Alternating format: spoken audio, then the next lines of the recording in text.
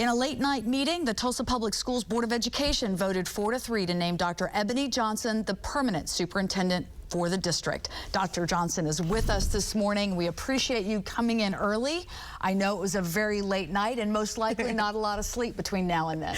That's right, Leanne. No, thank you so much for inviting me. You know, we have elementary students that are getting up right now, and teachers and staff members and bus drivers and all of our support staff that are up and moving, and so I'm up with them. Well, congratulations on this, I think, because it has been a tumultuous time. We lost Dr. Gist as superintendent. You became the interim.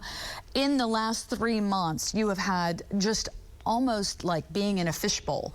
The State Board of Education following your every move and asking you to come to Oklahoma City oftentimes, having the staff there. What has this experience been like in these first 3 months as interim, and how will it change moving forward? Yeah, thank you, Leanne. It's been quite a bit.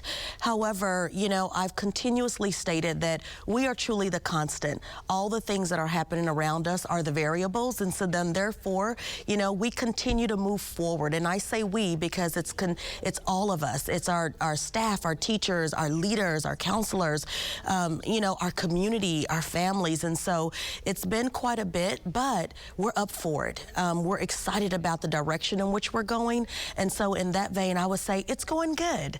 I'm looking forward to future. I'm very, very appreciative and honored to be named as the permanent superintendent. I know that it was a decision that the board made, and so I'm grateful for our elected officials, and I'm grateful for the communities that support them.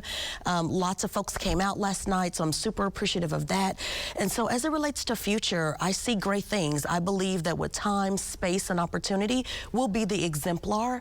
And so I'm looking forward to working out that blueprint along with our teams. State Superintendent Walters had requested a nationwide search for the super.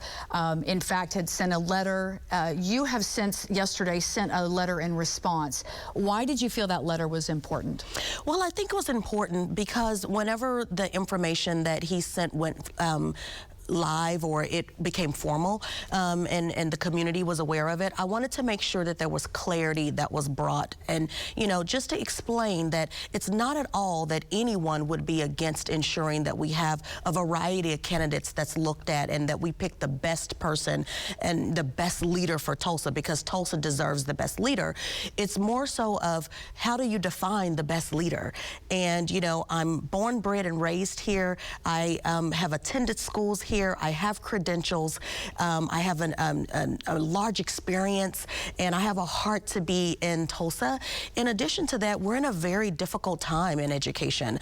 I anticipate as of January, I'll have about 5 chief-level vacancies, and so I'll have to be able to stand up an executive team that can carry out this work so that we can actually meet our outcomes. And you would not have been able to begin that process if you were still interim. I mean, we had to name a super before these other positions were put into place. Well, I'll say that I could actually, you know, talk to candidates and attempt to get people to show interest, but it's hard when you don't have the permanent, you know, job. You know, folks would be relocating potentially, people would be leaving jobs potentially, and they want to know that they're coming to work for stability, a stable district. They want to know that they're working for a permanent leader as they make those big decisions. As you move forward, I know that there are maybe some relationships that need to be mended. You know, you're going to have a vacancy with Dr. Griffin resigning. How do you, as the super, as the leader, mend those bridges, mend those relationships, and really be transparent? You know, Leanne, I have so much respect for our board. You know, our elected officials, they show up. They are very dedicated to the work of our young people. And so I'm going to continue what I've started, which is to really cultivate board relations. It's critically important that they know that they can communicate with me, that I'm going to reach out to them on a regular basis, giving them updates, reminding them of the things that are happening in their schools, reminding them of our challenges, making sure I take them on what's called board walks, where we walk into buildings together, we see the information, we talk to leaders, we better understand our goals, we know what we're doing with the Pathways to Opportunity, which is our strategic plan, and just to continue to work in that vein and just making sure that they know that they've elected me, they've selected elected me, and I'm here to do the work. I want to collaborate. I want to work through all of the things that we need to work through so that our young people can be successful, so that we can remain in local control, so that we can continue to go towards the goals that we've set for our students. Dr. Johnson, I appreciate you coming in this morning. I do want to let our viewers know we will post Dr. Johnson's letter on our Facebook page and on our website here in just a little bit, so you can read the response that she had to Ryan Walters and his remarks as well. I appreciate you coming in, the first African-American female to lead the Tulsa Public School District. Absolutely, and thank you so much, Leanne. And can I just say one more thing before I go? I just want to say, I want to go a little bit back to the relationship with the State Department.